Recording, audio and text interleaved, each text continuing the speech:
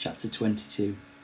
Big Ben lies toppled, the ornate dome of the Taj Mahal crushed into smithereens, the White House, the Eiffel Tower, Brandenburg Gate, all shattered into hundreds of pieces, just like they'd been blown to bits at the start of some sci-fi film. I slump against my bed, my knees drawn up to my chest as I try to control my tears. The Lego models lie where they landed. The landmarks of the world all turn to ruins with the swipe of my arm as I swept them from the shelf above my bed. No chance of Dad ever helping me finish building them now. Everything's ruined. From downstairs I can still hear the sound of Charlie crying. Nobody able to comfort her. Haley's still on the phone to Mission Control, seeing if they can restore the communications link with Dad on the launch platform. She says this will give us the chance to say goodbye. I don't want to say goodbye. Pulling my mobile phone out of my pocket, I stab my finger hard against the screen. Buzz's golden spiral starts to turn as the words pour out of me in a torrent. You've got to help me, I plead. My dad's up there on the Lux-Turn launch platform. The ISS has been abandoned and the Soyuz is returning to Earth.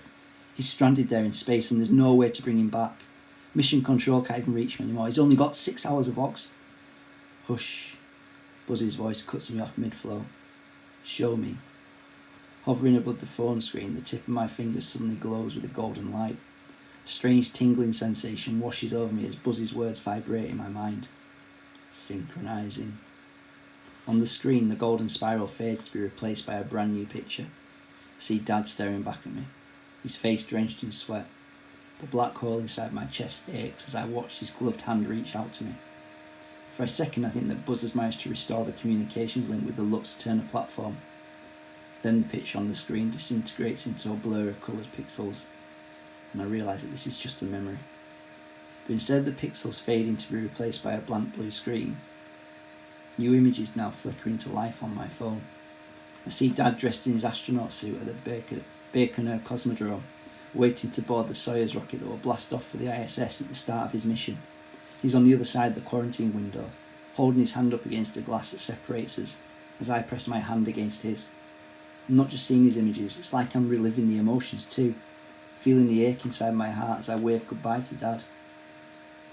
The buzzing vibration inside my brain seems to quicken as Buzz rifles through my memories, their images filling the screen. I see Dad sitting on my bedroom floor as we build the Taj Mahal together. Dad smiling as I slot the final Lego brick into place in the dome. And then riding alongside him on Space Mountain at Disney World, the blue-white flashing lights illuminating Dad's grin as the roller coaster swoops into the blackness of space. I remember his arms slung around my shoulder, holding me tight as we barrel around another bend. The images are speeding up as the memories reach back further in time. The picture wobbles as on the screen I glance back over my shoulder to see Dad's proud expression as I pedal furiously. I remember this moment now, the first time I ever rode my bike without stabilisers. Then the picture shifts and I'm looking up at my dad, his face younger now as he smiles encouragingly. The picture on the screen wobbles again as I take my first faltering steps, Dad's hand held out ready to catch me. I didn't think I could remember these things, but as the images flit across the screen of my phone, I remember everything. A blurry image now appears on the screen before the picture sharpens to show a tiny hand. This looks like it belongs to a baby, and as I look at it, I realise that it's mine. Dad's face swims into view, his features even younger than before. Hey Jamie, he says, his voice soft and gentle. On the screen, Dad reaches out his hand, his fingers tracing the shape of my tiny fingers as he gently touches his hand to mine. Then the picture slowly fades to black. I can't stop myself from crying, my tears splashing onto the mobile phone as Buzz's golden spiral fills the screen. Why did you show me this? It hurts too much. You are connected.